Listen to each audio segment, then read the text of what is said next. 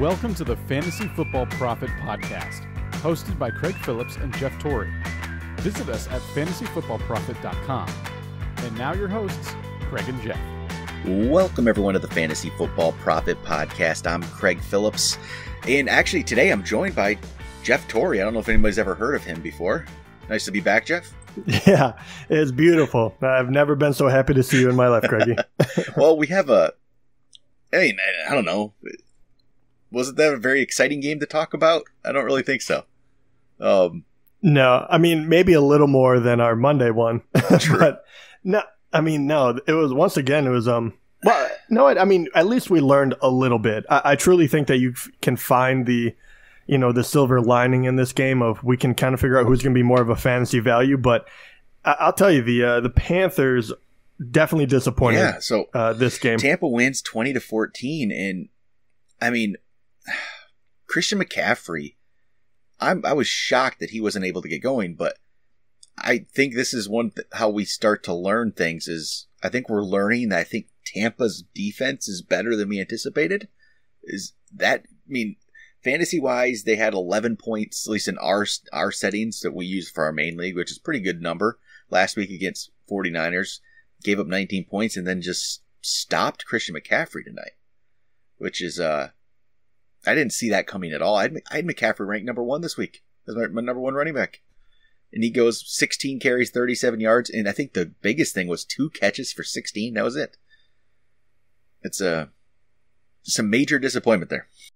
Yeah, without a doubt. I think the thing that surprised me the most, like when he doesn't get going on the ground, I'm not always that surprised, right? He's a smaller back. I don't think that's where he really shines. But what bothered me the most is really how they decided to kind of construct their game plan as far as the offense went for Carolina.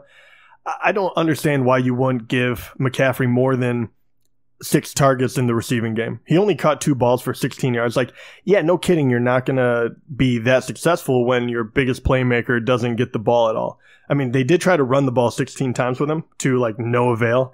That Buccaneers like front D is the real deal. I mean, as far as what we've seen so far, they look very, very good. They were able to get Cam Newton, and you could see like when he doesn't get time and when he's not able to run himself, you can make him a very average NFL quarterback. 25 of 51. Yeah, I mean, he put up over 300 yards, but I mean, you just watched it. I mean, he only was sacked 3 times, but it was an entire series right after the half where he was sacked twice and every other one was rushed, and he looked like he didn't know where to throw the ball, where to go with it. I mean, there was a couple times McCaffrey was wide open and he hesitated because he was just used to the pressure. Yeah, that's actually hard to believe that it was only 3 times.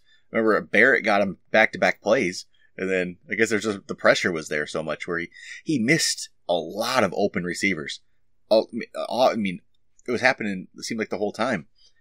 But despite that, I guess the receivers had good numbers without, throw a touchdown in there, and there would have been a great game for any one of those 3, counting Greg Olson, who was 6 for 110. He had a great game. Curtis Samuel, 5 for 91, pretty solid. And then DJ Moore, 9 for 89. Those are all solid games for those guys. But I guess when you throw the ball 51 times, targets are going to be up there. They're eventually going to do something, right? Right. And that Curtis Samuel one is actually a little bit, inflated because of how the game ended.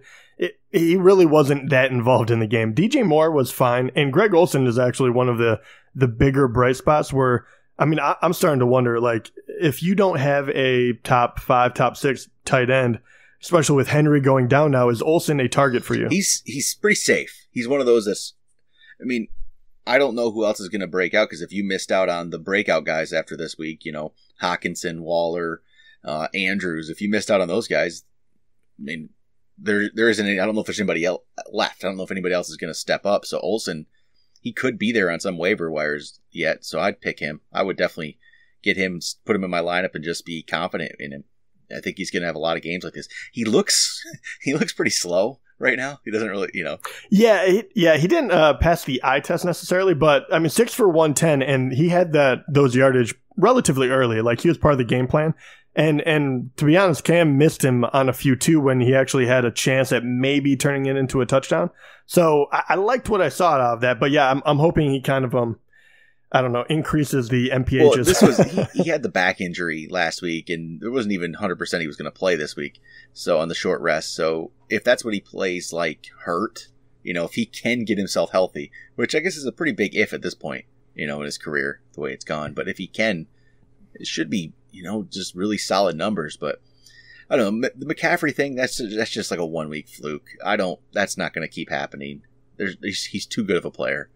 So yeah, that is one guy I'm not worried about at all. I mean, and even in this one, he didn't do he didn't do well, but I mean, he still had 18 touches, which is very good. I mean, if you give McCaffrey 18 touches, usually he's going to deliver. It just wasn't that kind of game. I mean, Carolina in general just didn't produce. But here's the one thing though that we always talked about with Cam Newton. And we always wondered about, if his running ability, if that running game for him would go away. And if it ever did, that kind of kills his fantasy value. And has it gone away? On the year, 5 carries, -2 yards in 2 games. I'll be honest. I think we've seen this before. One other time, I think it was 2 years ago, when I felt like, and maybe this is more editorializing, but I felt like, yeah, the Panthers have done this before. So they try to make Cam a pocket passer. They said that they weren't going to try to rush him. Maybe his longevity in the NFL would be longer that way. But after a couple of games, they almost had to give up and let him do his thing, which is, he's able to create with his legs and obviously make the defense guess a little more. And I feel like when you try to make him one-dimensional, which he's never been his entire career, his passing rating is going to obviously get hurt. So if you can run and defenses have to key on that as well, it opens up an entire different world and it makes throwing lanes easier and so forth and so on. And not to mention fantasy wise, obviously it just opens up an entirely different game plan. And we really saw it even more so towards the beginning or middle of his career when he was the number 1 QB because he had all these rushing touchdowns, which I don't expect that to return. But I have a very hard time believing that, especially if this kind of stuff keeps happening, that they're not going to unleash him and he's going to begin to run a lot more again. I mean, he just has to. He's not a good enough passer to just sit back in the pocket, it seems like. He's just not. It's just not. That's not what his game is, and it's clear.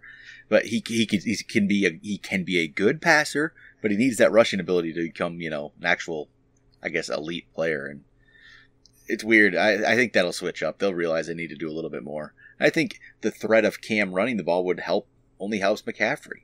Without that, maybe the defense, maybe that's part of it. They see what Cam did in week 1, didn't do anything on the ground, and all of a sudden Tampa decides we can take out McCaffrey. There's no worry about Cam, and that's how it seemed to play out.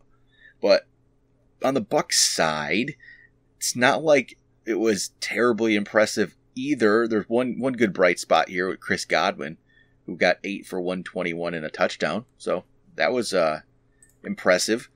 And I know there's going to be a lot of Mike Evans owners that are panicking, but if you really look at it, I don't think there's a reason to quite yet. I mean, look, Godwin got 9 targets, Evan got 8 targets. If Winston just puts those throws on Evans' hands, it's a different game. It's a different story for Evans in the final stat total. So I don't think there's as big of a difference between the two as it showed in the stat sheet today. No, I agree with you. I think Mike Evans is fine. Don't panic. We've seen him do what he does so many, handful of years in a row now, and he's always produced. He always gets in the red zone. He gets touchdowns. I think panicking on him, especially when he came into week 1 not knowing if he was going to play, and then now he's only got a week outside of an illness or whatever it was. I'm completely comfortable with still throwing him out there as a wide receiver 1, especially going forward. Chris Godwin, on the other hand, after all the hype in the preseason, he's come out and he's shown why. I mean, a touchdown in each of the past 2 games. The targets were 6 in week 1 and then 9 tonight, which was obviously a huge jump. And his yard per clip, his average has always been relatively high. But I mean, he's probably averaging 16 yards a catch right now. So there's absolutely, he has probably skyrocketed up a lot of, start sit boards, if you will. And he should, because he's playing wonderful football right now, even when Tampa Bay's offense doesn't look particularly good. So think about if they actually do get it together. I mean, it's a scary thought that he could get better. And I think Evans is a great buy low candidate for people out there.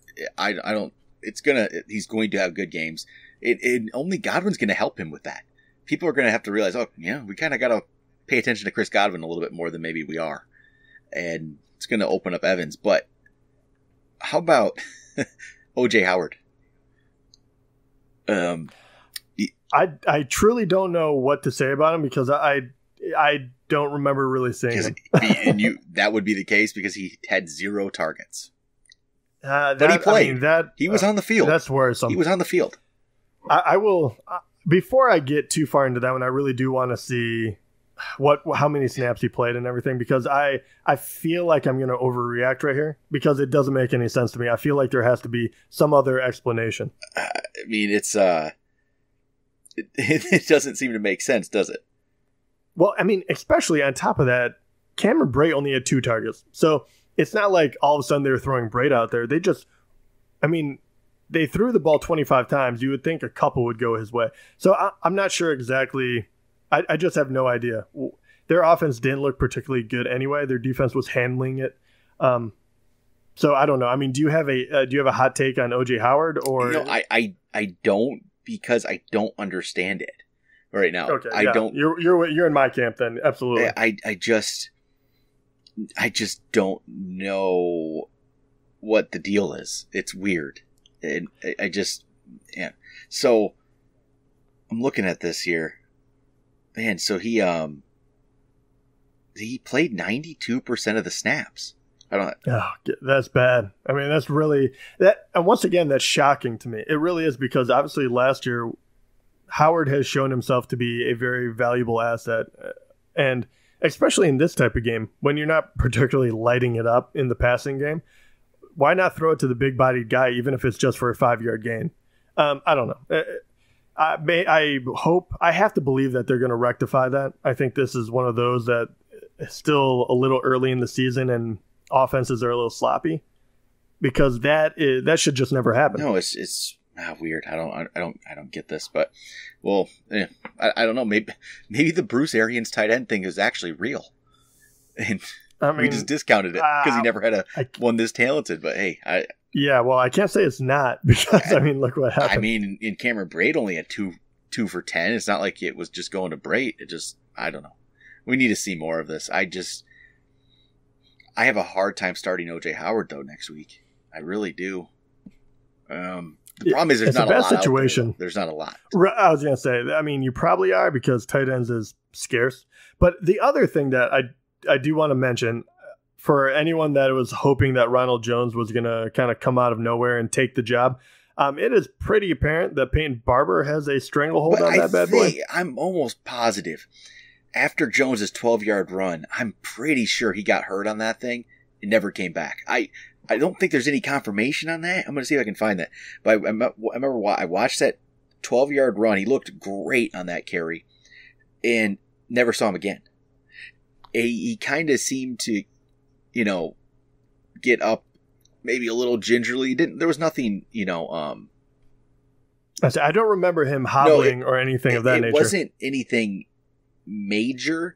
I did notice it just seemed, not perfect, I guess, but because I don't understand. I'm almost certain I didn't see him again after that. I do have to say, though, even if, and that very well could be, but even if it was that, Peyton Barber getting 23 carries for 82 and a touchdown, even though he didn't light the world on fire, he did what he needed to do. And Ronald Jones, if that's true on the last carry, he gets 12 yards. He had 4 carries. That means the 3 carries before that, he averaged -1 yards. So I don't know if that's enough to be like,